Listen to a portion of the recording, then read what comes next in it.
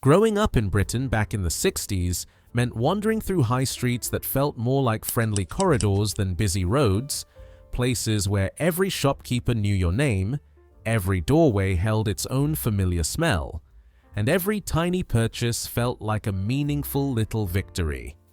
You didn't need much money.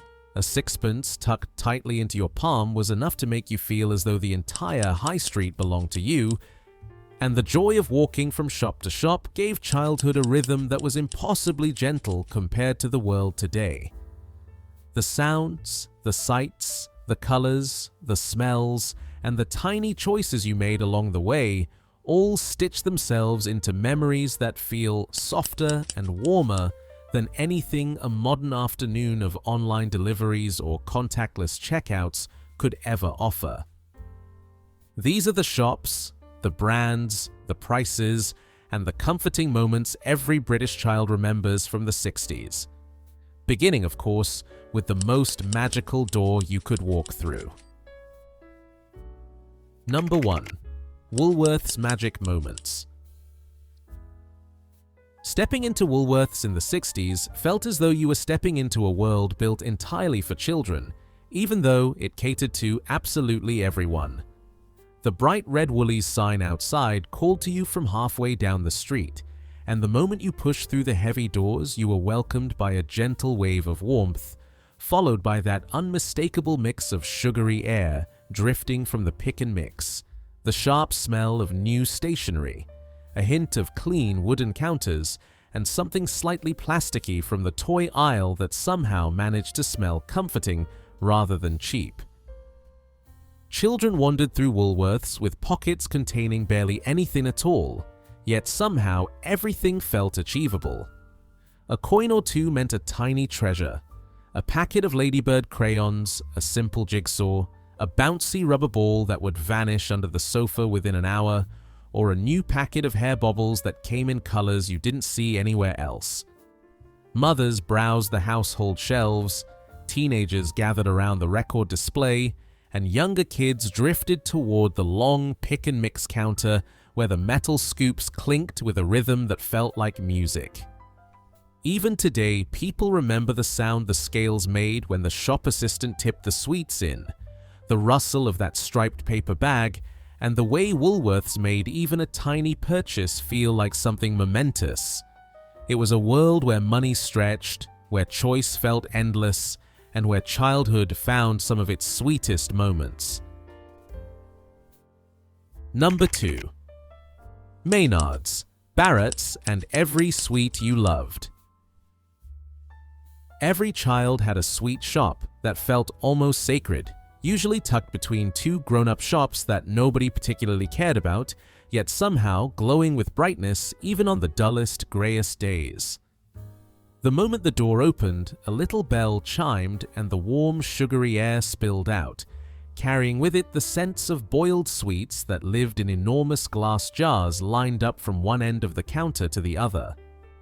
Maynard's wine gums shone like colored jewels, Barrett's sherbet fountain stood in a neat row, Craven's pear drops gave off that impossible fruity smell, and rhubarb and custards looked like tiny striped suns. Children pointed up with a mixture of hope and confidence, knowing that even with just a penny or two, they could choose something worthwhile.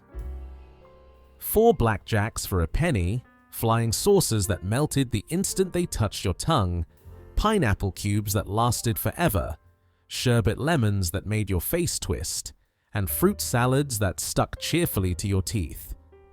You didn't just buy sweets, you curated them. Each coin became a tiny decision, each paper bag a little treasure. And walking out of that shop, hearing the bell ring behind you, was one of the purest feelings of childhood independence. Number 3. W. H. Smith Comics and John Menzies Saturdays. Saturday mornings in the 60s often led you straight to the newsagent, where W. H. Smith, John Menzies, or the smaller independent shops displayed perfect rows of comics just low enough for children to reach. The covers of the Beano, the Dandy, Whizzer and Chips, Eagle, Bunty and Topper shone in colors that felt brighter than anything real life could manage. The smell of ink and paper mixed with the faint scent of stationery and newspapers that had been stacked before sunrise. Children crouched down, flipping through pages, pretending to just look, even though everyone, including the watchful shop assistant, knew perfectly well that you were already halfway through the story. A comic cost just enough to require thought, but not enough to feel out of reach. The ritual of choosing one, folding it carefully under your arm, and reading it the moment you stepped outside is something no modern scroll through a screen can ever replace. Number 4. Wimpy, Britain's first big treat. Before fast food chains took over, there was Wimpy, that warm, slightly American-inspired haven where children felt grown up simply by sitting at one of the Formica tables and holding a metal knife and fork instead of eating from a paper bag. The red and white decor seemed impossibly modern at the time, and the smell of fried onions drifted all the way out to the pavement. The Bender sausage curled neatly on the plate, the milkshakes were thick and sweet, and the burgers felt exotic in a way that today's meals never do. Families treated it like a small celebration. Children sat there swinging their feet, trying to make their coins last long enough for a milkshake, and feeling for a moment as though they were eating somewhere grander than they really were. Wimpy wasn't about the food. It was about the feeling of being part of something new. Number 5. The Corner Shop Bell and Highland Toffee. Every street seemed to have its own corner shop, often run by a couple who had lived there longer than anyone could remember.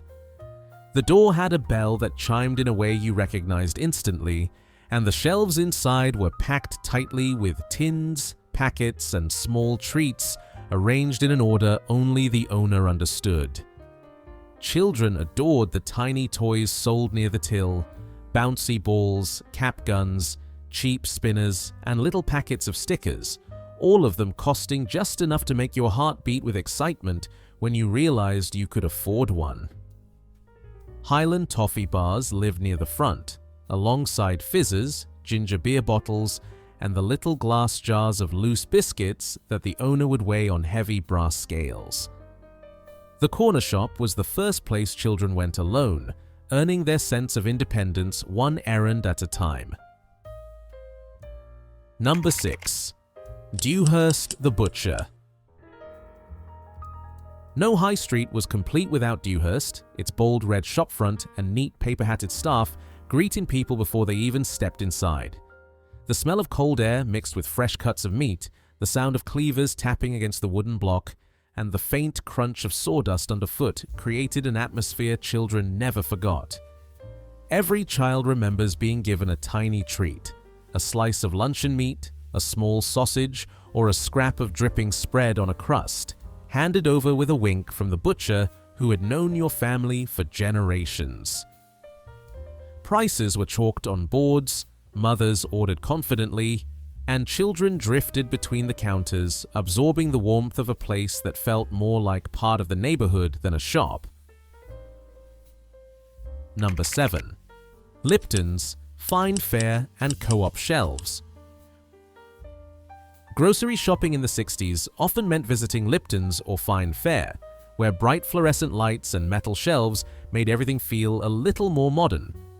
Co-op stores added their own steady charm with tins lined up carefully, packets of Bird's custard, Heinz soups in familiar colors, Golden Wonder crisps in their early packaging, and boxes of Weetabix stacked like tiny bricks. Children loved pushing the trolley, often one of the smaller rattling ones, and drifting toward the cereal aisle, even though they knew perfectly well that anything sugary was unlikely to make it into the basket.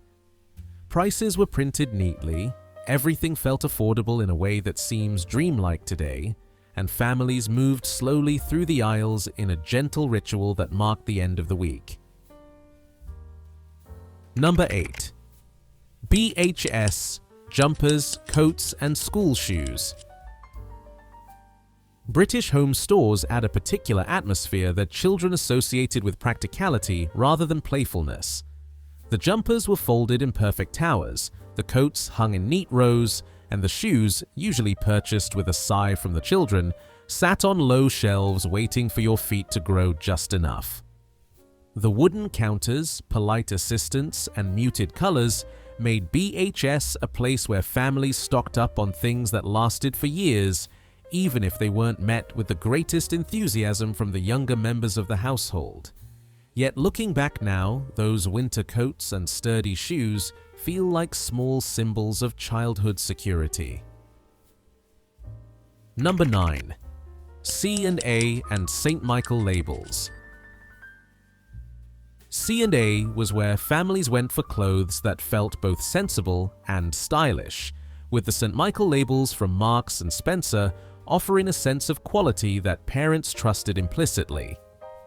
Children remember wool cardigans, scratchy stockings, raincoats with belts, and school trousers that seemed impossible to wear out, no matter how many playground adventures they endured.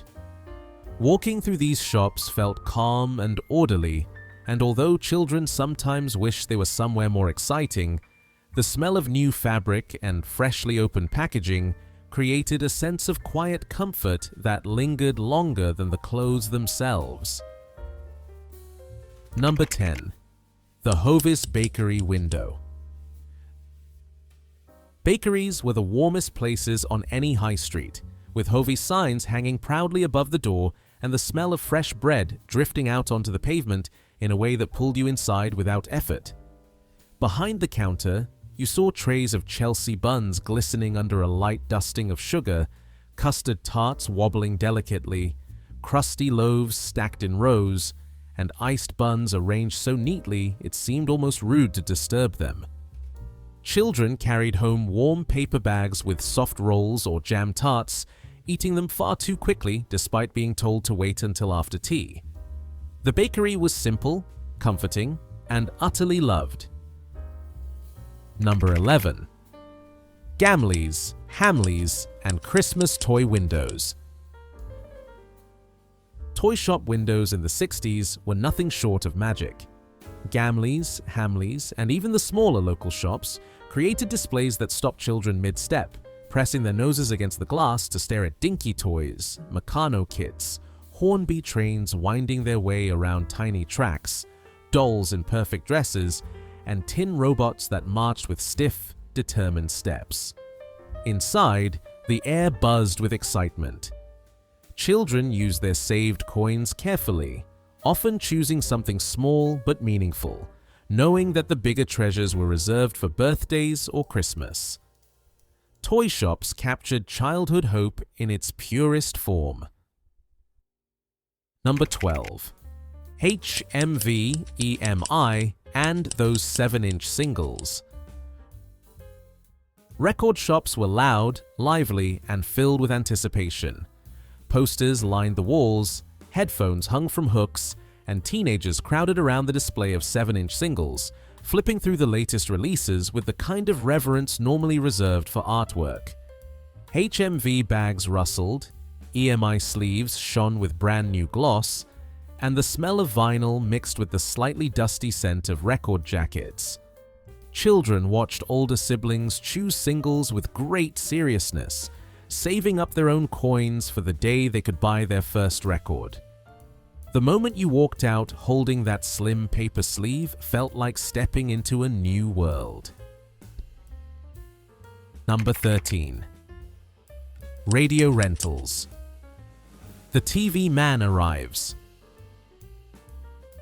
Before every family owned their own television, radio rentals vans were a familiar sight on the streets, delivering new sets or repairing ones that had suddenly flickered into silence. Children peeked through curtains to watch the TV man arrive, carrying the set inside like it was a treasure chest. There was something deeply exciting about the moment the screen came back to life. The picture clearing, the sound returning, the family gathering around as though witnessing something magical. Radio rentals became part of the rhythm of home life. Number 14. Clark's X-ray shoe machine. The strangest memory from 60s shops might be the X-ray shoe machine at Clark's, a wooden frame with glowing green light that let children see their own bones inside their new shoes. You stood perfectly still, wiggled your toes, and watched the tiny skeleton dance around on the screen while your parents and the shop assistant nodded approvingly. No one questioned it. It felt modern, scientific, and wonderfully exciting. Only years later did people realize how unusual it truly was. Number 15. Saturday Market Voices. Markets brought noise, color, and life to every town. Traders shouted prices in voices that carried all the way down the street, fruit and vegetables glistened under the open sky, stalls selling fabric flapped softly in the wind, and somewhere in the distance you could always smell fish from the mobile stall that arrived at dawn.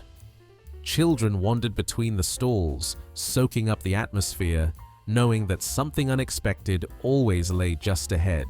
A toy, a ribbon, a book, a piece of toffee, or simply the joy of watching grown-ups bargain over pennies. Number 16. Co-op blue stamp books. For many families, shopping at the co-op meant collecting those little blue stamps that you licked carefully and stuck into the pages of a thick booklet. Children helped fill the rows, taking pride in aligning each stamp perfectly. When the book was finally full, parents exchanged it for a small payout or a household item, turning all those tiny stamps into a quiet moment of triumph. Children didn't always understand the system, but they loved the ritual. Number 17. The fishmonger and fruit barrow. The fishmonger's call echoed across the street each morning, drawing people in with a mixture of confidence and charm. Cod sat on beds of ice, haddock glistened under the light, and the fishmonger wrapped each piece in paper with quick, practiced movements. Next to him, the fruit barrow offered bright Cox apples, loose bananas, oranges stacked into pyramids, and the faint scent of sweet fruit stored in wooden crates. Together, the stalls created a scene that felt both everyday and magical. Number 18. Littlewoods Catalogue Dreams. The Littlewoods catalog was more than a book. It was a window into a world of things you might own one day. Children circled favorite toys, mothers bookmarked dresses, and fathers studied furniture with the quiet seriousness of someone planning the future. Buying from the catalog felt exciting, and the day the parcel finally arrived, wrapped in brown paper and string, was a small event in itself. Number 19. Sixpence Pocket Money Miracles. Children in the 60s were experts in making a tiny handful of coins feel like a fortune. A sixpence could buy sweets, stickers, biscuits, or even a small toy if you chose carefully. The feeling of counting out your coins on a shop counter, making your own decision, being trusted to do so, is something that stayed with people long after the shops themselves disappeared. It was independence wrapped in copper and silver. Number 20. Saturday. Errands and feeling grown up. Running errands was a quiet rite of passage. Returning glass bottles for a penny, collecting bread, fetching the newspaper, or walking to the corner shop with a shopping list written in looping handwriting made children feel older than they were. These small missions were tiny steps toward responsibility, stitched into the rhythm of weekends. What people remember most about these shops isn't just the prices or the brands, it's the feeling of belonging to a high street that felt human, warm, and inviting. The sound of the corner shop bell, the rustle of a Woolworths paper bag, the glow of the bakery window, the clatter of the market stalls. All of it created a kind of childhood that moved at a slower, kinder pace than anything children recognize today.